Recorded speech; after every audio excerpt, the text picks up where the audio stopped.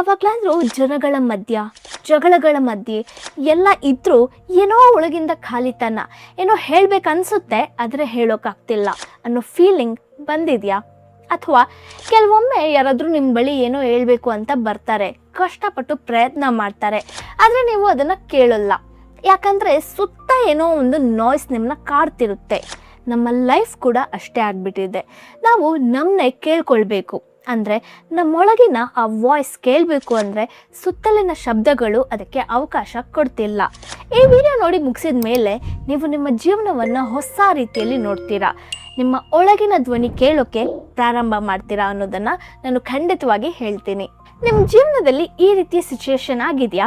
ನೀವು ಏನೋ ಮಾಡ್ತಿದ್ದೀರಾ, ಆದರೆ ಒಳಗಿಂದ ಒಂದು ಧ್ವನಿ ಇದು ನಿಂದಲ್ಲ ಅಂತ ಹೇಳ್ತಿದೆ, ಆದರೂ ನೀವು ಅದನ್ನು ಇಗ್ನೋರ್ ಮಾಡಿ ಕಂಟಿನ್ಯೂ ಮಾಡ್ತಿದ್ದೀರಾ? ನಿಮ್ಗೇನಾದರೂ ಹೀಗೆ ಆಗಿದ್ರೆ ಎಸ್ ಅಂತ ಕಮೆಂಟ್ ಮಾಡಿ. ಓಕೆ, ನಾವು ಲೆಟ್ಸ್ ಗೆಟ್ ಸ್ಟಾರ್ಟೆಡ್. ಇಮ್ಯಾಜಿನ್ ಮಾಡ್ಕೊಳ್ಳಿ, ನೀವು ನಿಮ್ಮ ಬೆಸ್ಟ್ ಫ್ರೆಂಡ್ ಜೊತೆ ಒಂದು ಪಾರ್ಟಿಯಲ್ಲಿ ಇದ್ದೀರಾ. ಅಲ್ಲಿ ತುಂಬ ಜೋರಾದ ಮ್ಯೂಸಿಕ್, ಲೈಟ್ಸ್, ಜನ, ನಾಯ್ಸ್ ಇದೆ. ನಿಮ್ಮ ಫ್ರೆಂಡ್ ನಿಮ್ಮ ಹತ್ರ ಬಂದು ಏನೋ ಹೇಳಬೇಕು ಅಂತ ಟ್ರೈ ಮಾಡ್ತಿದ್ದಾನೆ. ಅವನು ಎಮೋಷ್ನಲ್ ಆಗಿದ್ದಾನೆ, ಅವನ ಕಣ್ಣಲ್ಲಿ ಏನೋ ಇದೆ. ಆದರೆ ನೀವು ಏನು ಮಾಡ್ತೀರಾ? ಬ್ರೋ, ಹೊರಗೆ ಹೋಗೋಣ, ಇಲ್ಲೇನು ಕೇಳಿಸ್ತಿಲ್ಲ ಅಂತ ಹೇಳ್ತೀರಾ. ಯಾಕಂದರೆ ಸೈಲೆನ್ಸ್ ಬೇಕು. ಸತ್ಯ ಕೇಳೋಕ್ಕೆ, ಎಮೋಷನ್ ಅರ್ಥ ಮಾಡ್ಕೊಳ್ಳೋಕ್ಕೆ ಸೈಲೆನ್ಸ್ ಬೇಕು. ಇದನ್ನು ನಿಮ್ಮ ಲೈಫ್ಗೆ ಅಪ್ಲೈ ಮಾಡಿ. ಆ ಫ್ರೆಂಡ್ ಯಾರು ಗೊತ್ತಾ? ಅದು ನೀವೇ, ನಿಮ್ಮ ಆತ್ಮ, ನಿಮ್ಮ ಒಳಗಿನ ಧ್ವನಿ, ನಿಮ್ಮ ಗಟ್ ಫೀಲಿಂಗ್. ಮತ್ತು ಆ ಪಾರ್ಟಿ ಏನು ಗೊತ್ತಾ? ಅದು ನಿಮ್ಮ ಲೈಫ್ನ noise. Phone, social media, Instagram scrolling, YouTube, web series, over thinking, ಯಾವಾಗಲೂ ಬ್ಯುಸಿ ಇರೋದು, ಇವುಗಳೆಲ್ಲ ಸೇರಿ ನಿಮ್ಮೊಳಗಿನ ಧ್ವನಿನ ಮ್ಯೂಟ್ ಮಾಡಿಬಿಟ್ಟಿದೆ. ಒಂದು ಸಣ್ಣ ಪ್ರಶ್ನೆ, ನಿಮ್ಮ ಜೀವನದಲ್ಲಿ ನೀವು ಯಾರ ಜೊತೆ ಹೆಚ್ಚು ಟೈಮ್ನ ಸ್ಪೆಂಡ್ ಮಾಡಿದ್ದೀರಾ? ಬಹಳ ಜನ ತಕ್ಷಣ ಹೇಳ್ತಾರೆ ಅಮ್ಮ, ಅಪ್ಪ, ವೈಫ್, ಮಕ್ಕಳು, ಫ್ರೆಂಡ್ಸ್ ಅಂತ. ಆದರೆ ರಿಯಾಲಿಟಿ ಏನು ಗೊತ್ತಾ? ನೀವು ನಿಮ್ಮ ಜೊತೆನೇ 24 ಗಂಟೆ ಇದ್ದೀರಾ. ಹುಟ್ಟಿದ ದಿನದಿಂದ ಇಂದಿನವರೆಗೂ, ನಿಮ್ಮ ಕೊನೆಯ ಉಸಿರಿನವರೆಗೂ ಇರ್ತೀರಾ.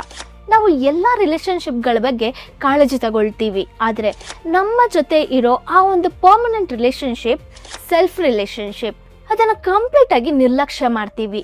ನೀವು ಯಾವಾಗಲಾದರೂ ಕೇವಲ ನಿಮ್ಮ ಜೊತೆ ಕೂತ್ಕೊಂಡಿದ್ದೀರಾ? ಯಾವುದೇ ಫೋನ್ ಇಲ್ಲ, ಮ್ಯೂಸಿಕ್ ಇಲ್ಲ, ಏನೂ ಇಲ್ಲ, ಕೇವಲ ನಿಮ್ಮ ತಲೆ ಒಳಗೆ ಏನು ನಡೀತಿದೆ ಅಂತ ಗಮನಿಸಿದ್ದೀರಾ? ಹಾನೆಸ್ಟಾಗಿ ಹೇಳಿ, ಯಾವಾಗ ಲಾಸ್ಟ್ ಟೈಮ್ ಹೀಗೆ ಮಾಡಿದ್ರಿ? ಬಹಳ ಜನರಿಗೆ ಆನ್ಸರ್ ಸಿಂಪಲ್, ನೆವರ್. ಮೆಟ್ರೋದಲ್ಲಿ ಕುಳಿತುಕೊಂಡ್ರು ಫೋನ್, ಮನೇಲಿದ್ರೆ ಟಿ.ವಿ, ಊಟ ಮಾಡ್ತಿದ್ರು ಯೂಟ್ಯೂಬ್, ವಾಕ್ ಹೋಗ್ತಾ ಇದ್ರು ಪಾಡ್ಕಾಸ್ಟ್, ಜಿಮ್ ಹೋಗ್ತಾ ಇದ್ರು ಮ್ಯೂಸಿಕ್. ಯಾಕಂದರೆ ನಾವು ನಮ್ಮ ಜೊತೆ ಒಬ್ಬರಾಗಿ ಇರೋದಕ್ಕೆ ಹೆದರ್ತೀವಿ. ಇಲ್ಲಿ ಒಂದು ಟ್ವಿಸ್ಟ್ ಇದೆ, ನಾವು ಬ್ಯುಸಿಯಾಗಿರೋದಕ್ಕೆ ಕಾರಣ ಪ್ರಾಡಕ್ಟಿವಿಟಿ ಅಲ್ಲ, ಅದು ಒಂದು ಎಸ್ಕೇಪ್. ನಾವು ನಮ್ಮೊಳಗಿನ ಫೀಲಿಂಗ್ಸಿಂದ ಓಡ್ತಾ ಇದ್ದೀವಿ. ಯಾಕೆ ಗೊತ್ತಾ? ಯಾಕಂದರೆ ಸೈಲೆನ್ಸ್ ತುಂಬ ಅನ್ಕಂಫರ್ಟಬಲ್ ಆಗಿರುತ್ತೆ. ನೀವು ಕತ್ತಲೆಯ ಕೋಣೆಯಲ್ಲಿ ಕುಳಿತಿರೋ ರೀತಿ ಫೀಲ್ ಆಗುತ್ತೆ. ಏನಾಗುತ್ತೆ ಅನ್ನೋದ್ರ ಕ್ಲಾರಿಟಿ ಇರೋದಿಲ್ಲ. ಯಾವ ಮೆಮೊರೀಸ್ ಬಂದು ಹಿಟ್ ಮಾಡುತ್ತೋ, ಯಾವ ನೋವು ನೆನಪಾಗುತ್ತೋ, ಯಾವ ಇನ್ಸೆಕ್ಯೂರಿಟಿ ಹೊರಬರುತ್ತೋ ಅನ್ನೋದು ಗೊತ್ತಾಗೋದಿಲ್ಲ. ಅದಕ್ಕೋಸ್ಕರ ನಮ್ಮ ಬ್ರೈನ್ ಏನು ಮಾಡುತ್ತೆ ಗೊತ್ತಾ? ಅದು ನಮ್ಮನ್ನು ಪ್ರೊಟೆಕ್ಟ್ ಮಾಡೋಕ್ಕೆ ಪ್ರಯತ್ನ ಮಾಡುತ್ತೆ.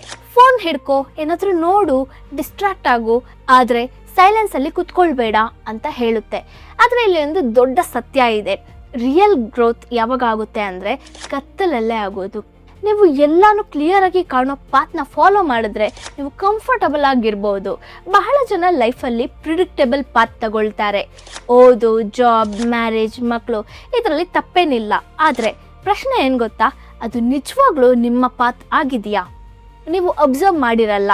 ನಿಮ್ಮ ಅತ್ಯುತ್ತಮ ಐಡಿಯಾಗಳು ಯಾವಾಗ ಬರುತ್ತೆ ಅಂದರೆ, ನೀವು ಸ್ನಾನ ಮಾಡೋವಾಗ, ನಿದ್ರೆಗೆ ಹೋಗೋಕ್ಕೆ ಮುಂಚೆ, ರಾತ್ರಿ 2 ಗಂಟೆಗೆ, ಅಥವಾ ನೀವು ಸೈಲೆಂಟಾಗಿ ವಾಕ್ ಮಾಡ್ತಾ ಇದ್ದಾಗ.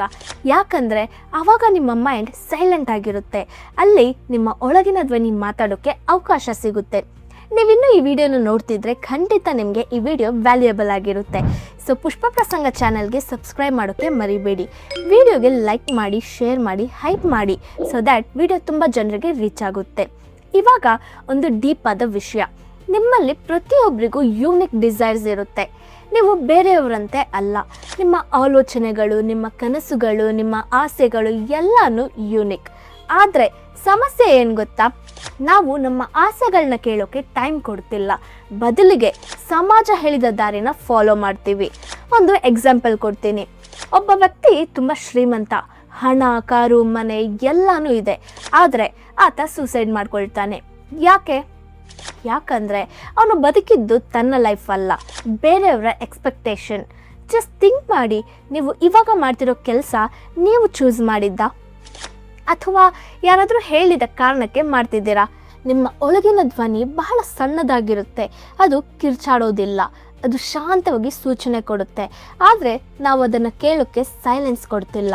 ಇಲ್ಲಿ ಒಂದು ಸೀಕ್ರೆಟ್ ಇದೆ. ನಿಮ್ಮ ಇಂಟ್ಯೂಷನ್ ಯಾವಾಗಲೂ ನಿಮಗೆ ಸರಿಯಾದ ದಾರಿನೇ ತೋರಿಸುತ್ತೆ. ಅದು ಪದಗಳಲ್ಲಿ ಮಾತಾಡಲ್ಲ, ಅದು ಫೀಲಿಂಗ್ ಮೂಲಕ ಮಾತಾಡುತ್ತೆ.